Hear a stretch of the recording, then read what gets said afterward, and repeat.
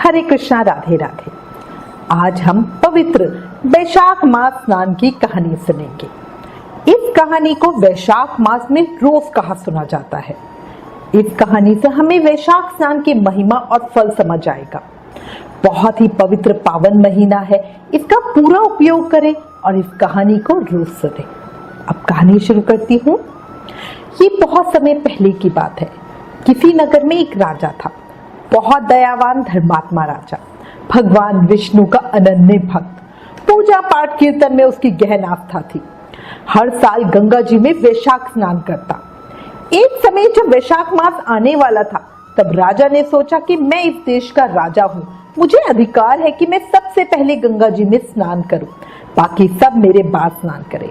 बस यही सोचकर उसने पूरे राज्य में ढिंडोरा पिटवा दिया और सबको कहा कि चैत्र पूर्णिमा से पूरे वैशाख पूर्णिमा तक राजा गंगा जी में सबसे पहले स्नान करेगा, उसके बाद कोई और स्नान करे। अब ये बड़ी अजीब सी बात थी और सब और चर्चा का विषय बनी।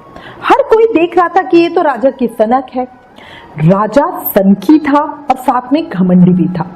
राजा को ये पता था कि मेरे डंडे के अंदर इतना दम है कि कोई मेरी बात को टाल नहीं सकता, और उसी के साथ उसने पूरी गंगा जी के ऊपर पहरा कड़ा करा दिया और उसका ये दृढ़ निर्णय था कि मैं ही सबसे पहले स्नान करूंगा। साथ ही एक बार जब उसके मित्र के साथ उसकी बात हो रही थी, तो उसने अपने मित्र को बोला कि मैं प्रण लेता हूँ, अगर कोई स्त्री मेरे से पहले गंगा जी में स्नान कर लेगी तो मैं उससे शादी कर लूंगा, और अगर कोई पुरुष मुझसे पहले स्नान कर लेगा तो मैं उसे अपना राधा राज्य दे दूंगा। अब उस समय तो राजा ने ये बोल दिया, पर बाद में जब वो विचार करने लगा तो उसे अपने कहे पे थोड़ा पछतावा भी हुआ। पर कहते हैं ना, घमंड हमें कभी कुछ भी सोचने नहीं देता। अब उसने गंगा जी पर पहरा कड़ा कर दिया। उसको ये डर था कि कोई जल्दी से उससे पहले स्नान ना कर ले। अब वैशाख मास शुरू हुआ। पहरेदार पूरी सावधानी रखते। राजा रोज बहुत जल्दी सुबह आकर स्नान के लिए आ जाता और स्नान करके जाता, और हमेशा यही सोचता रहता कि कहीं कोई मुझसे पहले स्नान ना कर ले। रोज का यही नियम था। गंगा जी के घाट के पास एक आम का पेड़ था, जिस पर एक बंदरिया रहती थी। अपने पिछले जन्म की स्मृति के कारण वो भगवान विष्णु को प्रसन्न करने में लगी रहती थी। उसे पिछले जन्म के कुकर्मों के कारण बंदर योनि मिली थी, और वो चाहती थी कि मैं वैशाख स्नान करके अपनी कुयोनि से छूट जाऊं। इसलिए वो रोज बहुत सुबह राजा के आने से भी पहले ही स्नान कर लेती थी। अब राजा को नहीं पता था कि उससे पहले रोज एक बंदरिया गंगा जी में स्नान कर लेती है, पर राजा को कुछ शक सा रहता था, क्योंकि जब वो स्नान करने जाता तो पानी हिलता हुआ बिखरा हुआ दिखता। उसने पहरा और कड़ा करा दिया, पर बंदरिया पे कोई फर्क ही नहीं पड़ता। बंदरिया डाली के सहारे उतरकर गंगा जी में नहाकर वापस पेड़ पे चढ़ जाती। वैशाख पूरा होने को था। एक दिन जब बंदरिया पानी में स्नान करके बाहर निकली तो एक सिपाही ने उसे देख लिया और पकड़ लिया। अब जब राजा ने स्नान के लिए आए तो उन्हें बोला कि ये बंदरिया तो आपसे पहले नहा लेती है। राजा को बहुत आश्चर्य हुआ। राजा ने बंदरिया को पूछा तो वो इंसान की भाषा में बोली। उसका शरीर बंदर का था, पर वाणी बहुत मधुर थी। अब राजा ने तो प्रण लिया था, इसलिए उसने उस बंदरिया से शादी कर ली। बंदरिया को पता था कि ये वैशाख स्नान का ही फल है जो वो रानी बन गई। राजा अपनी बात का पक्का था। उसने बंदरिया के साथ अपना पति धर्म भी निभाया। राजा की और बहुत सी रानियां थी जो बंदरिया का बहुत मजाक उड़ाती थी। दैव योग से बंदरिया का गर्भ ठहर गया। धीरे धीरे 9 महीने का समय भी बीता और बच्चा होने का समय नजदीक आया। एक समय बंदरिया ने राजा से पूछा, जब बच्चा होने को होगा तो मैं किसे कैसे बुलाऊंगी? राजा ने उसके कमरे में घंटी लगवा दी और कहा, जब तेरे दर्द हो तो तू घंटी हिला देना, मैं खुद आके सारा इंतजाम कर दूंगा। बंदरिया बहुत खुश हो गई। कुछ दिन बाद राजा की और रानियां बंदरिया को मिलने के लिए आई। उन्होंने कमरे में घंटी बंधी देखी तो पूछने लगी, किसने बंधवाई है?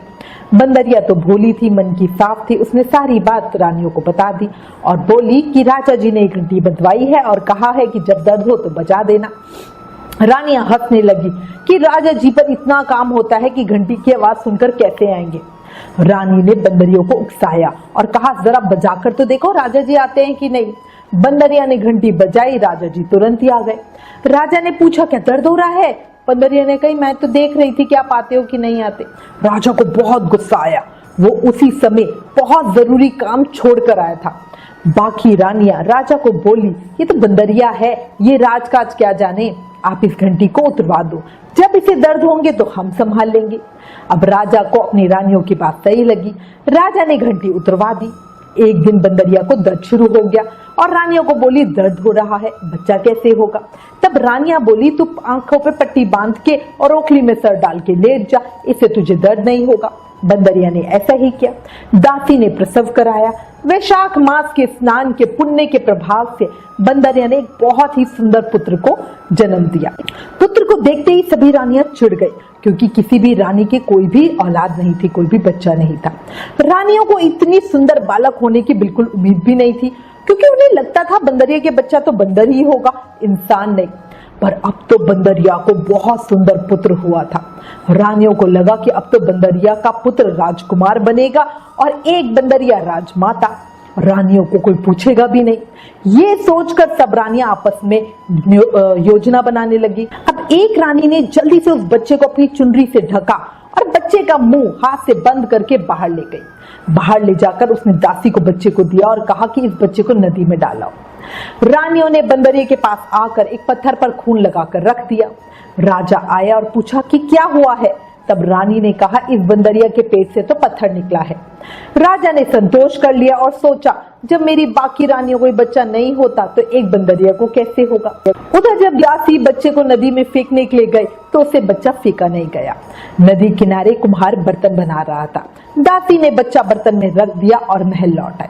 उधर जब कुम्हार ने बर्तन में बच्चे को देखा तो बहुत हैरान हुआ। उस कुम्हार के भी कोई बच्चा नहीं था। उसने कुम्हारिन को बुलाया और बोला ये देख बच्चा, शायद इसे भगवान ने हमारे लिए ही भेजा है, चल इसे घर में ले चलते हैं। कुम्हारिन भी बहुत खुश हुई। अब कुम्हार कुम्हारिन बड़े प्रेम से लड़के का लालन पालन करने लगे। जब उन्हें लड़का मिला तब वो बहुत कीमती कपड़े में लिपटा हुआ था। इससे कुम्हार कुम्हारिन को पता था कि ये बच्चा किसी ऊंचे घराने का है। धीरे धीरे बच्चा बड़ा होने लगा। एक दिन बच्चा जब कुएं के पास खेल रहा था तब वही दासी जो उसे कुम्हार के पास छोड़कर गई थी वो पानी भरने के लिए अपनी सहेलियों के साथ आई और बातों ही बातों में उसने अपनी सहेली को बंदरिया के लड़का होने की सारी बात बता दी। ये भी बताया कि कैसे उसने दया करके बच्चे को नदी में नहीं डाला, एक कुम्हार के बर्तन में डाल दिया। अब घर आके लड़के ने सारी बात कुम्हार कुम्हारिन को बताई। बात सुनते ही वो बोले कि इसका मतलब तुम राजा के पुत्र हो और बंदरिया तुम्हारी माँ है। कुम्हार बोला अगर ये बात राजा को जाकर बताएंगे तो भी रानियां हमें झूठा साबित कर देगी। लड़के को भगवान विष्णु पे बड़ा विश्वास था। वो अपनी माँ की तरह ही वैशाख स्नान भी करता था, इसलिए उसे विश्वास था कि एक दिन सब सही हो जाएगा। उसने कुम्हार से मिट्टी के हाथी घोड़े बनवाए और कुएं के पास बैठ गया।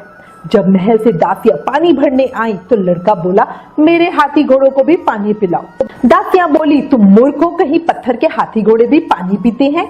तो लड़का बोला मूर्ख मैं नहीं, राजा है जो मान गया कि पत्थर पैदा हुआ। दासियां बहुत आश्चर्य में पड़ गई। उन्होंने ये बात राजा को बताई। राजा को भी घोर आश्चर्य हुआ और वो फिर से सब बातें सोचने लगा। उसने रानियों को पूछा और सभी रानियां बोली उन्होंने खुद पत्थर को निकलते देखा। बंदरिया बोली मेरी आंखें बंद थी, मैंने कुछ भी नहीं देखा। राजा को रानियों पे विश्वास था। रानियों ने राजा को भड़काया और बोला लड़का उल्टी सीधी बातें फैला रहा है।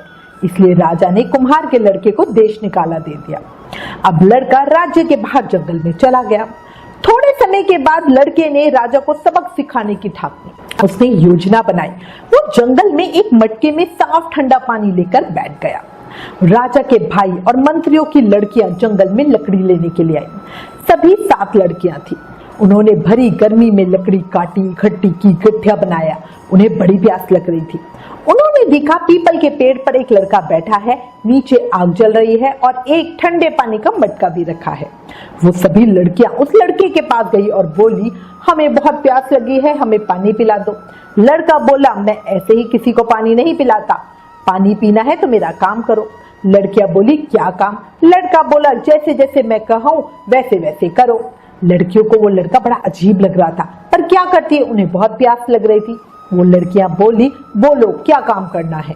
लड़का बोला मैं इस पीपल के पेड़ के चक्कर काटूंगा, तुम भी काटो। लड़कियां बोली ठीक है। लड़के ने उन लड़कियों को अपना गमछा पकड़ाया और बोला सभी इसे पकड़कर मेरे साथ साथ चलो, वरना कौन चल रहा है कौन नहीं चल रहा मुझे पता ही नहीं चलेगा। लड़कियां बोली ठीक है। अब लड़का आगे आगे, लड़कियां पीछे पीछे। लड़के ने पीपल के और अग्नि के 7 फेरे दिए और रुक गया।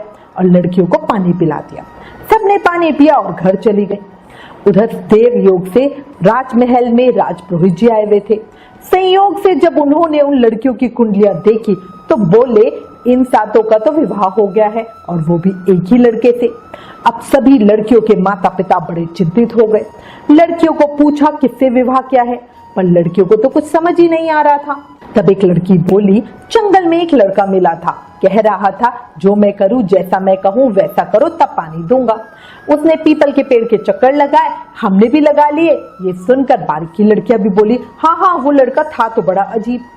राजपुरोहित जी ने पूछा, और बताओ कहीं अग्नि भी थी क्या? तो वो बोली, हाँ पेड़ के नीचे थी, उसने हमें अपना गमछा भी पकड़वाया। अब ये सुनकर सब आश्चर्य में पड़ गए। पुरोहित जी ने बोला, उस लड़के ने इन सातों के साथ विवाह कर लिया है। अब लड़कियों के माता पिता क्या करते? वो जंगल में लड़के से मिलने गए। सबने लड़की को पूछा, तुमने शादी की? उसने बोला, हाँ की। तब सबने कहा, अब लड़कियों को अपने पास रखो। लड़का बोला, मैं खुद इस जंगल में यहाँ पेड़ पर रहता हूँ, लड़कियों को कहाँ रखूं? कुछ खाने को भी नहीं है मेरे पास। अब ये सुनकर उन लड़कियों के माता पिता ने बोला, तुम चिंता मत करो, हम तुम्हें बहुत सा धन देंगे, राजा से कह के तुम्हें राज्य में वापस भी बुला लेंगे। अब सब ने राजा से बात की और लड़के को वापस राज्य में बुलवा लिया। लड़के ने उन लड़कियों को अपने घर में रखा, साथ ही एक बहुत बड़ा घर बनवाना शुरू किया। जब घर बन रहा था उस समय के बीच में सभी लड़कियां गर्भवती हुई और उन सब ने एक एक लड़के को जन्म दिया। बच्चों के जन्म के साथ ही लड़के का घर बनकर तैयार हो गया। लड़के ने गृह प्रवेश करवाया, बहुत बड़े प्रीति भोज का आयोजन कराया। राजा को सपरिवार आने का न्योता भी भेजा। निश्चित समय पर राजा अपनी सभी रानियों को लेकर आया, पर वो बंदरिया रानी को नहीं लाया। राजा को देखते ही आदर सत्कार करके लड़के ने पूछा, आप अपने सबसे छोटी रानी को क्यों नहीं लाए? राजा ने बोला, उसे कुछ समझ नहीं, वो कहीं बाहर नहीं जाती। लड़के ने बहुत आग्रह किया। लड़के के बहुत आग्रह करने पर राजा ने पालकी भेजी छोटी बंदरिया रानी को लाने के लिए। कुछ ही समय में बंदरिया रानी वहां आ गई। लड़के ने बड़े आदर सत्कार से उसके पैर छुए और पूजा के बीच में उसे बिठाया। साथ ही अपनी सभी बीवियों को बोला कि रानी माँ के पैर छुओ और पैरों पड़ाई में सोने की गिन्नी दो, साथ ही बच्चा भी उनकी गोद में रखो। लड़के की सभी बहुओं ने वैसा ही किया। बंदरिया सबको आशीर्वाद देती गई। राजा की बाकी रानियां समझ गईं कि कुछ ना कुछ गड़बड़ जरूर है।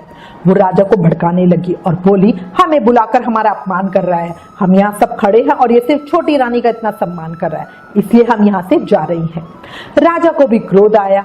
वहां खड़े सभी हैरानी से देख रहे थे कि वो लड़का बंदरिया रानी का इतना मान सम्मान क्यों कर रहा है। जब सभी रानियां और राजा जाने लगे तब लड़का बोला, ये बंदरिया रानी मेरी जन्म की माँ है। राजा ने पूछा, कैसे? तब लड़के ने सारी बात बता दी, कैसे वो बंदरिया को पैदा हुआ। रानियों ने उसे मारने के लिए दासी को नदी में डालने के लिए दिया, पर दासी को दया आ गई और उसने बच्चे को बर्तन में डाल दिया। कैसे कुम्हार ने उसे पाला। लड़का बोला, महाराज जो दासी मुझे यहाँ पर लाई थी आप उससे पूछ लो। दासी ने राजा के डर से सब बात सच बता दी। सारी बात जानकर राजा को बहुत क्रोध आया और उसने उसी समय अपनी सभी रानियों का त्याग कर दिया। राजा अब अपनी छोटी बंदरिया रानी, लड़के और उसकी बहुओं और बच्चों को लेकर राजमहल में आया। उसने कुम्हार को भी अपने साथ राजमहल में रहने के लिए कहा, पर कुम्हार ने मना कर दिया। तो राजा ने कुम्हार को बहुत सारा धन देकर आदर सम्मान किया। इसके बाद से सबने खूब आनंद से राजपाट किया। कहा राजा का घर सूना था, एक बच्चे का सुख भी कभी नहीं मिला। राजा हमेशा सोचता था कि मेरे मरने के बाद मेरा तर्पण करने वाला भी कोई नहीं है, मुझे जल भी कौन पिलाएगा।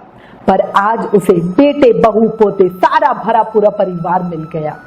ये देखकर सारी दुनिया कहने लगी कि वैशाख स्नान का इतना फल है तो सबको वैशाख स्नान नहाना जरूर चाहिए और दान पुण्य करना चाहिए। बंदरिया ने वैशाख स्नान के प्रभाव से ही अपनी पशु योनि से मुक्ति पाई, रानी बनी, बेटा, बहू, पोते सब पाए। हे मधुसूदन भगवान, हे वैशाख के ठाकुर जी, जैसे बंदरिया को सुख संपत्ति दी वैसे ही इस कहानी को कहते सुनते हुकारा भरते सबको देना। हे ठाकुर जी, सभी पर अपनी कृपा भक्ति बनाए रखना, सबकी मनोकामना पूर्ण करना। बोलो वैशाख मास की जय, भगवान मधुसूदन की जय। हरे कृष्णा।